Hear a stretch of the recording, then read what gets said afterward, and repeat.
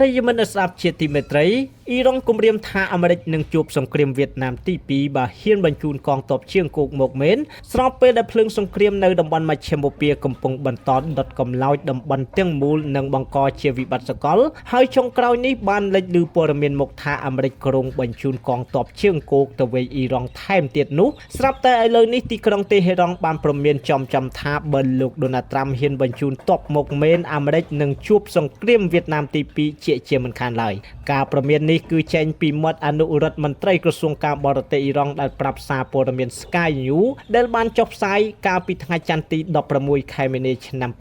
2026ថាទៅមើលអ្វីដែលបានកើតឡើងនៅវៀតណាមទៅកងទ័ពសហរដ្ឋអាមេរិកអាចប្រឈមមុខទៅនឹងលទ្ធផលដូចគ្នានោះនៅក្នុងប្រទេសអ៊ីរ៉ង់ពួកគេបានដឹងយ៉ាងច្បាស់ថាអ្នកដែលអូសទាញពួកគេឲ្យចូលទៅក្នុងសង្គ្រាមនេះក៏អាចទាញយកពួកគេឲ្យធ្លាក់ចូលជាប់ផុងនៅក្នុងភក់ល្បាតនៃសង្គ្រាមបានដែរអ៊ីរ៉ង់បានត្រៀមខ្លួនរួចជាស្រេចដើម្បីប្រយុទ្ធលុះខ្សែប្រសិនបើចាំបាច់ហើយនាពេលបច្ចុប្បន្នអ៊ីរ៉ង់ក៏មិនទាន់ផ្ដោតលើការស្វែងរកដំណោះស្រាយតាមផ្លូវការទូតណាមួយដែរលោកកាទីសេដេបានអះអាងថាអាមេរិកគួរតែត្រិះរិះពិចារណាឲ្យបានម៉ត់ចត់ឲ្យមែនទែនមុននឹងតទល់ជាមួយអ៊ីរ៉ង់ហើយកុំស្ដាប់ដំបូន្មានពីអស់អ្នកដែលមិនទាន់ស្គាល់អ៊ីរ៉ង់ដែលគ្រាន់តែចង់ឈ្នះសង្គ្រាមប្រឆាំងទៅនឹងអ៊ីរ៉ង់ដោយប្រើប្រាស់លុយពន្ធរបស់ប្រជាជនអាមេរិកនិងសាច់ស្រស់ឈាមស្រស់របស់ទាហានអាមេរិកអស់រយៈពេលរាប់ទសវត្សរ៍មកហើយនោះឲ្យសោះរឿងដែលអ៊ីរ៉ង់រំលឹកពីសង្គ្រាមនៅវៀតណាមត្រូវបានអ្នកវិភាគអន្តរជាតិបានលើកឡើងថាគឺទីក្រុងតេហេរ៉ង់ចង់ឲ្យរ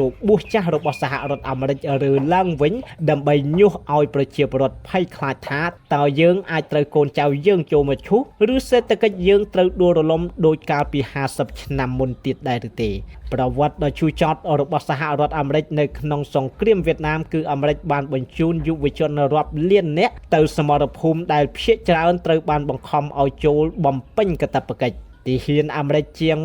58,000 នាក់បានស្លាប់និងជាង 300,000 នាក់បានរងរបួសអ្វីដែលជួយចាត់បំផុតគឺទាហានដែលត្រឡប់មកវិញពួកគេមិនត្រូវបានគេទទួលស្វាគមន៍ជាវីរបុរសឡើយប៉ុន្តែបែរជាត្រូវបានគេដេញបន្ទោសនិងរើសអើងពីសំណាក់ប្រជាជនខ្លួនឯងដែលប្រឆាំងទៅនឹងសង្គ្រាមទៅវិញសង្គ្រាមនោះដែរធ្វើឲ្យអាមេរិកចំណាយប្រាក់អស់ជាង